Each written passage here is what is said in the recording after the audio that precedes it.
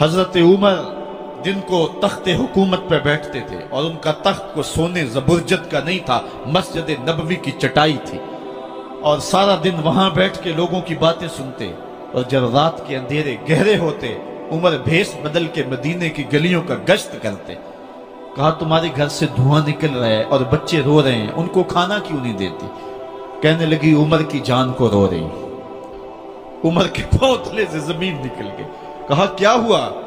کہا 3 دن سے ہمارے ہاں کھانے کے لیے کچھ نہیں ہے، روزانہ بچے روتے ہیں اور میں ہنڈیا کے اندر پتھر ڈال کر کے نیچے سے آگ ڈالتی رہتی ہوں کہ بچے انتظار کر کر کے سو جائیں گے، کم وقت سو بھی نہیں رہے، اور وہ پتھر پکیں گے بھی کیا، اور میں عمر کی جان کو رو رہی ہوں۔ حضرت عمر کا کلیجہ دہلنے لگا، فوراً پلٹے، واپس بیت المال میں آئے، گھی کا ایک کنستر لیا، آٹے کی بوری لی، مرچ مسالہ جات بہت کچھ اٹھایا، اپنے کندھے پہ رکھا، بوری اپنی کمر پہ لا دی۔ عمر بیت المال سے نکلے تو آپ کے خادم اسلم نے دیکھ لیا، آگے بڑھا، کہا میرے آقا میں اٹھاتا ہوں۔ عمر کی آنکھوں میں آنسو ہے۔ کہا اسلم قیامت کے دن میرا بوجھ اٹھا لو گے؟ کہا قیامت کے دن تو اپنا اپنا بوجھ اٹھانا پڑے گا۔ کہا عمر کو آج اپنا ہی اٹھانے دو۔ حضرت عمر وہ گھی کا کنستر اور وہ آٹے کی بوری سر پہ اٹھائے ہیں اور اس خاتون کے گھر جاتے ہیں اور دستک دیتے ہیں۔ وہ جب دیکھتی ہے اس کی جان میں جان آ جاتی ہے۔ کہا جلدی جلدی آٹا گوندو، اور عمر سبزی کاٹنے لگ جاتے ہیں۔ حضرت عمر رضی اللہ تعالی عنہ سبزی تیار کر دیتے، ادھر آٹا گند جاتا ہے، اور پھر اوپر چولہا رکھا جاتا ہے، چولہے کے اندر آگ رکھی جاتی ہے، وہ کھانا پکانے لگتی ہے، آگ بجھتی ہے۔ تاریخ نے لکھا ہے آگ بجھنے لگتی ہے، عمر جھک کر کے پھونکے مارتا ہے، عمر جھک جھک کے پھونکے مارتا ہے۔ کھانا پک گیا اور بچوں کے سامنے کھانا رکھ دیا، بچے کھا رہے ہیں۔ اب بچے رو رو کے نڈال ہو چکے تھے۔ حضرت عمر اپنے ہاتھوں کو اور اپنے گھٹنوں کو اور اپنے پاؤں کو زمین پہ لگا کے، جس طرح بکری کا بچہ چلتا ہے، ویڑے کے اندر کبھی ادھر چلتے ہیں کبھی ادھر چلتے ہیں، تاکہ بچے مجھے دیکھ کے خوش ہوں اور دل میں کہتے عمر جتنا رلایا ہے اب اتنا ہنسانا بھی پڑے گا۔ تو کبھی عمر امیر المومنین، یہ میں کسی آج کے جو ہے وہ لوگوں کے ووٹوں پہ منتخب ہونے والے حکمران کی کہانی نہیں سنا رہا، میں اس عمر کی کہانی سنا رہا ہوں جو 23 لاکھ مربع میل کا حکمران ہے، آدھی دنیا کا بادشاہ ہے۔ حضرت عمر جو ہے جس طرح بکری کا بچہ چلتا ہے، اس طرح اپنے ہاتھ اور اپنے گھٹنے زمین پہ ٹیک کر کے جو ہے وہ اس طرح چلتے ہیں۔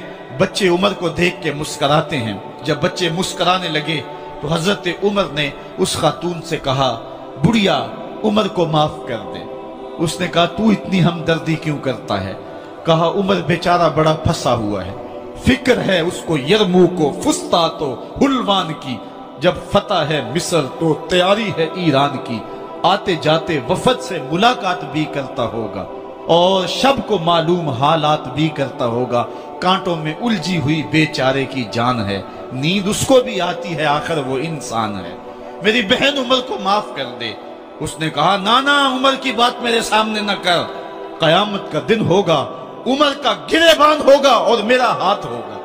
جب اس نے یہ بات کہی تو عمر برداشت نہ کر سکے، بچوں کی طرح بلک بلک کے رونے لگے۔ کہا وہ بد نصیب عمر تیرے سامنے ہے، آج ہی کہلا جو کہنا ہے، قیامت کے دن مجھے معاف رکھنا۔ اس نے کہا تو عمر ہے؟ کہا بد نصیب عمر تیرے سامنے کھڑا ہوں۔ میرے عمر کہتے ہیں اگر دجلہ کے کنارے ایک بکری کا بچہ بھی پیاسا مر گیا، اس کا حساب بھی عمر سے لیا جائے گا۔ حضرت عمر نکلے یروشلم میں، ایک اونٹ ہے ایک غلام ہے، کبھی وہ سوار ہوتا ہے کبھی آپ باری مقرر کی ہے۔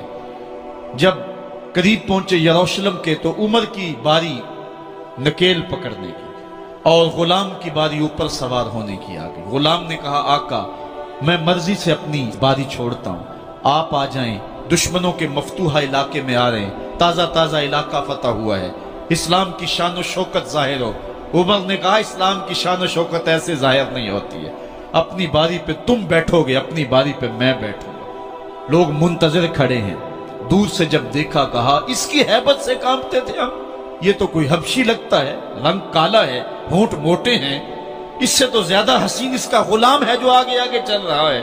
حضرت ابو عبیدہ نے کہا دھوکہ کھا رہے ہو، ہمارا آقا وہ نہیں ہے جو اونٹنی کے اوپر سوار ہے، ہمارا آقا وہ ہے جو لگام تھامے آگے آگے چل رہا ہے۔ حضرت عمر رضی اللہ تعالیٰ عنہ کو آگے بڑھ کے جابیہ کے مقام پہ حضرت ابو عبیدہ بن جراح نے استقبال کیا، تو حضرت عمر آگے بڑھے اور انہوں نے آگے بڑھ کر کے حضرت ابو عبیدہ کے دونوں کندھوں پہ ہاتھ رکھا، اور سنو حضرت عمر نے کیا کہا لا الہ الا اللہ انا کنا اذل قوم فاعزنا اللہ بالاسلام، کہا کہ لا الہ الا اللہ، اے ابو عبیدہ بن جراح، ہم ایک ذلیل قوم تھے اور اللہ نے ہمیں اسلام کی وجہ سے عزت عطا کی ہے، اور میں تمہیں ایک تاریخ ساز بات کہنے لگا ہوں، اور وہ یہ ہے کہ جب تک ہم اس عزت والے اسلام کے دامن کو تھامے رہیں گے ہماری عزت قائم رہے گی، اور جب اسلام کے علاوہ کسی اور جگہ سے عزت ڈھونڈیں گے تو رسوا کر کے رکھ دیے جائیں گے۔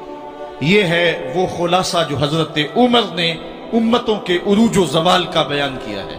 اس امت کو جو خیرات ملی ہے تخت و تاج کی، وہ پینٹاگون سے نہیں ملی، وہ واشنگٹن سے نہیں ملی، وہ وائٹ ہاؤس سے نہیں ملی، وہ محمد عربی کے جوڑوں کا صدقہ ملی ہے۔ اس لیے جب ہم نے اسلام سے انحراف کیا، پاکستان حاصل کیا گیا تھا۔ پاکستان کا مطلب کیا؟ لا الہ الا اللہ۔ ہم نے اس نعرے کو چھوڑ دیا ہوا ہے، ہم نے انحراف کر دیا ہے۔ آج ہماری نظریں مغرب کی طرف لگی ہے کہ تخت و تاج اس سے نصیب ہوتے ہیں، اور دنیا کے اوپر ہم رسوا ہو کے رہ گئے۔ ہماری پستی، ہماری زبوحالی، ہماری ذلت کا سبب یہ ہے کہ جس جگہ سے ہمیں عزت ملی تھی ہم نے وہ مرکز ہی چھوڑ دیا ہے۔ اس مرکز حیات کو، اس مرکز زندگی کو، اس مرکز عزت کو ہم نے چھوڑ دیا ہے، اور دنیا کے اوپر ہم رسوا ہو رہے ہیں۔ انہی حضرت عمر کی کہانی ہے۔ وادی تہامہ سے گزر رہے تھے کہ بچوں کی طرح بلک بلک کے رونے لگے۔ کہا عمر جوان آدمی ہو اور بچوں کی طرح بلک کے رو رہے ہو؟ کہا تم نہیں جانتے، مجھے بچپن کی کہانی یاد آ گئی۔ کہا کیا کہانی ہے؟ کہا یہی عرض تہامہ تھی، میرے باپ خطاب نے مجھے 5 اونٹ دیے تھے، کہا انہیں لائن میں کھڑا کرو سیدھا۔ میں آگے والا سیدھا کرتا تھا، پیچھے والا ٹیڑھا ہو جاتا، پیچھے والا سیدھا کرتا، آگے والا ٹیڑھا ہو جاتا۔ میرے باپ خطاب نے مجھے بڑا مارا۔ کہا ایک عرب کے بیٹے ہو کہ تم سے 5 اونٹ لائن میں کھڑے نہیں ہوتے؟ کہا ایک زمانہ عمر پہ وہ تھا کہ اس سے 5 اونٹ لائن میں کھڑے نہیں ہوتے تھے، اور آج شرق سے لے کر غرب تک 23 لاکھ مربع میل کی حکمرانی، اور انسان بھی لائن میں کھڑے ہیں۔ یہ محمد عربی کے جوڑوں کا صدقہ نہیں ہے تو اور کیا ہے؟ عمر سے تو 5 اونٹ لائن میں کھڑے نہیں ہوتے تھے۔